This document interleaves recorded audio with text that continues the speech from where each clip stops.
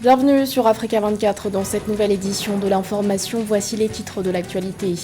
À peine promulgué et aussitôt contesté, au Bénin, le nouveau code électoral est source de profonds désaccords.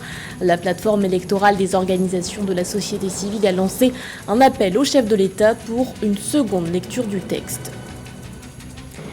Le Tchad face au défi de la scolarisation des enfants soudanais. Alors que la guerre persiste au Soudan, l'afflux de réfugiés a entraîné l'engorgement des écoles. Face à l'urgence de la situation, les autorités prévoient de construire de nouveaux établissements scolaires. Et puis le programme des quarts de finale de la Ligue des champions de la CAF. En ouverture de balle, l'Égypte affrontera la Tanzanie le 29 mars prochain. Les détails à suivre dans ce journal.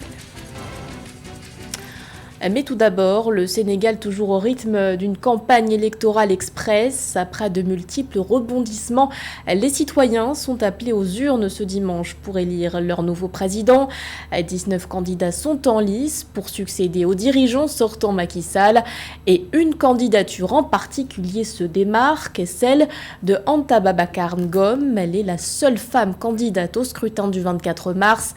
Elle se présente d'ailleurs comme leur porte-parole. À la tête de la Sedima depuis 2015, Anta Babacar Ngom vise désormais le fauteuil présidentiel. À quelques jours du vote, elle continue de défendre son programme axé entre autres sur la création d'emplois et l'éducation. Au Bénin, le nouveau code électoral continue d'agiter la classe politique, promulgué par le président Patrice Talon après l'aval de la Cour constitutionnelle. Le texte est aussi loin de faire l'unanimité auprès du clergé et de la société civile. Des désaccords qui ont poussé la plateforme électorale des organisations de la société civile à adresser une doléance au chef de l'État. Elle réclame une deuxième lecture du code. Les détails avec Pauline Minka. La loi modifiant et complétant le code électoral continue de susciter des inquiétudes au Bénin. Ce malgré la décision de la Cour constitutionnelle du jeudi 14 mars 2024 qui déclare conforme la Constitution cette loi votée le 5 mars 2024 par les députés. Ce texte constitue une préoccupation pour la plateforme électorale des organisations de la société civile. Dans une déclaration publiée le week-end du 15 au 17 mars 2024, elle dit avoir suivi la délibération de la Cour constitutionnelle portant sur l'examen de conformité à la Constitution de la loi et a lancé un appel à l'endroit du président Patrice Talon pour une seconde relecture du code électoral. Nous exhortons de nouveau le chef de l'État, en vertu des dispositions de l'article 57 de la Constitution, à consolider une deuxième lecture du code adopté par le Parlement le 5 mars 2024. Depuis son adoption, la réforme divise. De nombreuses voix s'élèvent pour dénoncer cette décision du Parlement. C'est le cas du parti politique Les Démocrates qui juge inadmissible la décision de la Cour constitutionnelle. Pour d'autres acteurs politiques, c'est la loi qui vient parfaire la vie politique au Bénin et régler le problème de la transhumance. La réforme qui a été opérée le 5 mars au Parlement est venue en fait pour parfaire, pour améliorer notre vie politique. Puisque la loi 2019-43 du 15 novembre 2019 portant code électoral avait laissé un goût d'inachevé. Ce code, en fait, qui a été voté, vient régler un problème qui n'était pas du tout abordé, la question de la transhumance. Le mal transhumant existait. Et on a dit, par quel mécanisme on peut régler cette question de transhumance? La plateforme électorale des organisations de la société civile invite donc la population à rester calme ainsi que les acteurs politiques à se garder de tout discours belliqueux. Elle recommande également la poursuite du dialogue, des interactions en incluant tous les autres acteurs susceptibles d'y apporter une touche pertinente pour la cohésion et l'unité nationale. Dans l'actualité également, les autorités kenyanes sévissent après les incidents survenus lors du déplacement du président William Ruto le week-end dernier. Le chef de l'État s'était rendu dans les comtés de Bomé et Kericho dans la vallée du Rift, et ce en vue d'inaugurer plusieurs projets de développement. Un déplacement néanmoins perturbé en raison de querelles politiques entre leaders locaux. Après ces événements, le ministre de l'Intérieur a demandé à la police de prendre les directives nécessaires. Depuis le coup d'État au Mali, les liens entre le pouvoir militaire et le Togo se sont renforcés. Le président Faure Gnassingbé avait été choisi par les autorités de transition pour faciliter le dialogue avec les acteurs régionaux et internationaux.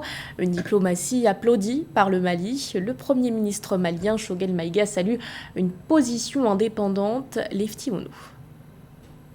Dans l'optique d'une souveraineté totale, les autorités de la transition du Mali, du Burkina Faso et du Niger promeuvent l'indépendance, la dignité et l'émancipation économique grâce à l'instauration de l'Alliance des États du Sahel, AES. Sous le leadership du président de la transition du Mali, le colonel Assimi Goïta, la renaissance africaine est montée d'un cran dans les pays de l'Afrique de l'Ouest, notamment ceux du Sahel. La prise du pouvoir par les autorités militaires a engendré un bras de fer entre le Mali et des institutions sous-régionales, dont la CEDEAO et l'UEMOA. Plusieurs sanctions ont été prises à l'encontre des régimes militaires. Le Togo, sous l'impulsion du président de la République Faure Gnassingbé, a mis en œuvre une approche diplomatique basée sur des valeurs ancestrales africaines pour la levée de ces sanctions. Le Togo a une position indépendante, africaniste. Jamais on ne s'est servi de leurs mains pour étrangler des Africains.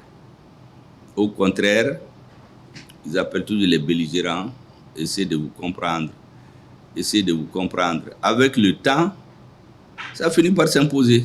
Le Togo perpétue la tradition de médiateur dans la sous-région. En son temps, l'ex-président togolais feu général Étienne Gnassingbé Yadema fut médiateur dans les années 90 dans la résolution des conflits en Sierra Leone, au Libéria, en Guinée-Bissau et en Côte d'Ivoire. Son successeur Faure Gnassingbé, en exercice depuis 2005, ne cesse de s'engager avec succès dans la médiation de plusieurs conflits régionaux en Afrique de l'Ouest et au Sahel. C'est le plus jeune qui devient le plus sage. Et aujourd'hui, tout le monde va demander ses avis. Les Occidentaux, les Maliens, les Nigériens. Mais on dit ce petit pays-là, finalement, là, il est petit de taille, mais diplomatiquement, il devient plus grand que les plus grands pays d'Afrique de l'Ouest. De la prise du pouvoir par des militaires au Mali, au Burkina Faso et au Niger, à la création le 16 septembre 2023 de l'Alliance des États du Sahel, AES, par ces trois pays qui ont annoncé en février 2024 leur retrait avec effet immédiat de la CEDEAO, le Togo a appelé à chaque fois les parties prenantes au dialogue. Désigné médiateur de cette crise, l'action des autorités togolaises a contribué à un dénouement progressif de la situation et la levée des sanctions de la CEDEAO contre le Mali, le Burkina Faso et le Niger. Depuis le début de la guerre au Soudan, le Tchad est devenu une terre d'accueil pour les réfugiés. Il en compte sur le territoire plus d'1 million, majoritairement des femmes et des enfants. Face à un tel afflux, les établissements scolaires se sont rapidement retrouvés engorgés. Pour répondre aux défis de la scolarisation des enfants soudanais, de nouvelles écoles vont être construites dans les provinces de Enedi-Est et Wadi Fira. Reportage de notre correspondant Mahamat Ramadan, commenté par Catherine Gombe. Sadia Suleiman, une élève de CM1 à l'école primaire de Kariari dans la province de l'Enedi-Est, partage une salle de classe avec ses amis réfugiés venus du Soudan. Elle partage aussi son table-banc de 2 places avec 4 autres élèves à cause de la surpopulation de la salle. Prévu pour accueillir 45 élèves, l'effectif dans cette salle de classe a doublé cette année avec l'arrivée massive des réfugiés. Pour désengorger les écoles dans les régions frontalières, le gouvernement et son partenaire, la Banque mondiale, ont lancé à travers le programme d'appui aux réfugiés et aux communautés d'accueil la construction de 8 établissements scolaires supplémentaires dans les provinces de l'Enedi-Est et de Wadi Fira. L'objectif est de répondre à l'urgence de la scolarisation des enfants autour des camps des réfugiés. Notre pays, le Tchad, est confronté à plusieurs défis relatifs à l'afflux constant des réfugiés venant des pays voisins. Comme je le disais tout à l'heure, plus d'1 million de réfugiés sont sur notre territoire. Nos moyens d'existence sont contraints par ce flux de réfugiés, mais on est constant dans notre engagement de recevoir nos concitoyens d'autres pays de la sous-région. Fort de cette donne, le gouvernement de la République du Tchad lance un appel à l'endroit de la Banque mondiale et de l'ensemble des partenaires techniques et financiers pour la mobilisation des ressources additionnelles. Ces nouvelles écoles qui sont en construction permettront d'accueillir plus de 4000 élèves issus des camps de réfugiés et des villages environnants dans les provinces de l'Enedi-Est et de Wadi Fira. Ces localités sont aussi dotées de 4 centres de santé pour les prises en charge médicales des réfugiés et des communautés d'accueil. Les autorités plaident pour la solidarité internationale au profit des réfugiés au Tchad dont la situation humanitaire se détériore. Le centre de santé que construit le projet Parka sera doté de salles équipées de façon à pouvoir assurer la prestation du paquet minimum prescrit par le ministère de la Santé et de la prévention dans le milieu rural. Il s'agit des salles de consultation curatives, des salles de consultation préventive et prénatale, d'accouchement, de vaccination, de planification familiale, de prévention et contrôle des maladies endémiques, de suivi nutritionnel, d'approvisionnement en médicaments essentiels. Pour rappel, le Tchad accueille plus d'1 million de réfugiés soudanais répartis dans des dizaines de camps installés dans les régions de l'Est du pays et l'afflux de nouveaux réfugiés continue suite aux affrontements interarmés qui se poursuivent au Soudan. Une situation qui provoque une crise humanitaire sans précédent au Tchad alors que le pays est déjà en urgence alimentaire.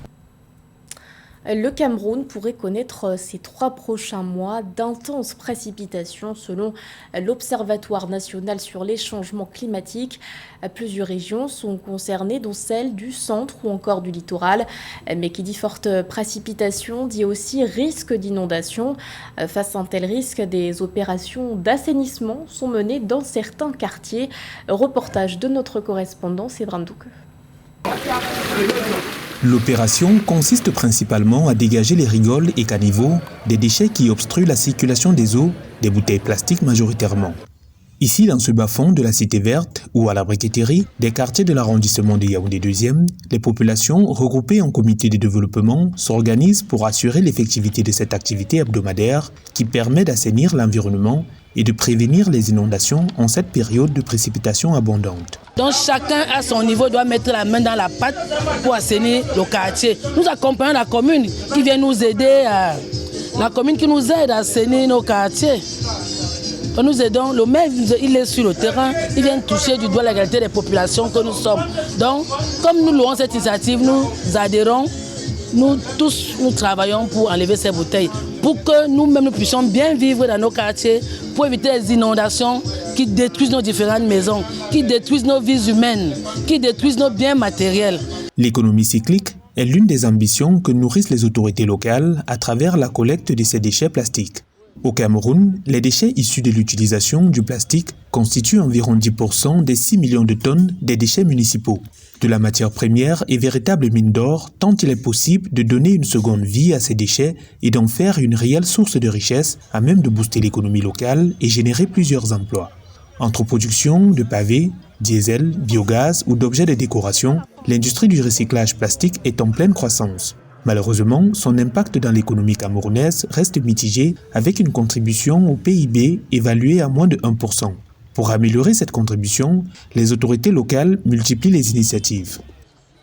Il est question pour nous justement de transformer, de recycler ces ordures plastiques et de les mettre en vente. Et le produit de ces ventes pourra être utile pour les populations, pour les CODEL qui accompagnent cette action.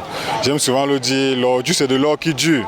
Il est donc question pour nous-mêmes de développer d'autres stratégies qui nous permettront vraiment de nous positionner dans cette quête-là, c'est-à-dire faire de notre municipalité une industrie sur le plan environnemental où on pourra justement recycler et transformer les ordures. Un objectif affiché qui attend encore d'être implémenté. Mais pour l'heure, les bouteilles collectées et paquées dans cet espace profitent à une autre entreprise qui, elle, fait dans le recyclage et la production de nouvelles bouteilles. Du football à présent avec l'affiche des quarts de finale de la Ligue des champions de la CAF. Ils débuteront le 29 mars avec la rencontre Égypte-Tanzanie. Le lendemain, le programme sera un peu plus dense avec 3 matchs. Parmi eux, le face-à-face République démocratique du Congo-Angola. On fait le point avec José Douglas. C'est la légende ivoirienne, l'ancien international Siaka Tiéné, accompagné de l'icône du football égyptien Ahmed Hassan, qui ont effectué ce tirage au sort, qui nous ont donné les matchs suivants. Les Tanzaniens du Simba FC seront opposés aux Égyptiens d'Al-Ahly, détenteurs du record de victoires à la compétition.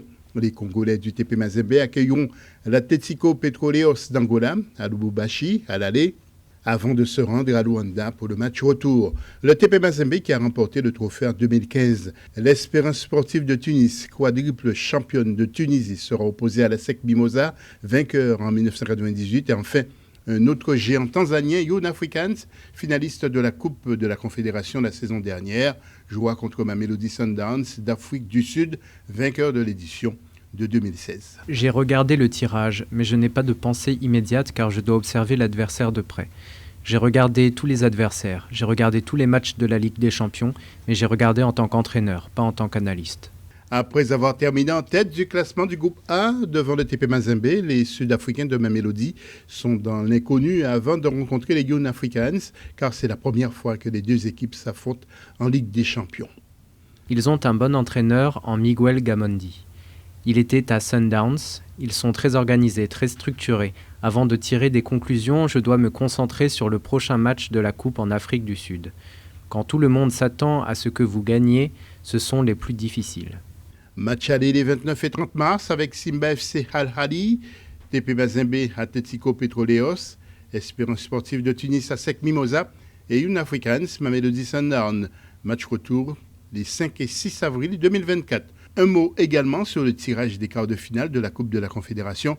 Futur FC Zamalek SC, Stade Malien Dreams FC, Rivers United USM Alger et Abou Salim RSB Berkane. C'était le journal de la rédaction. Merci de votre fidélité. L'actualité continue sur Africa 24.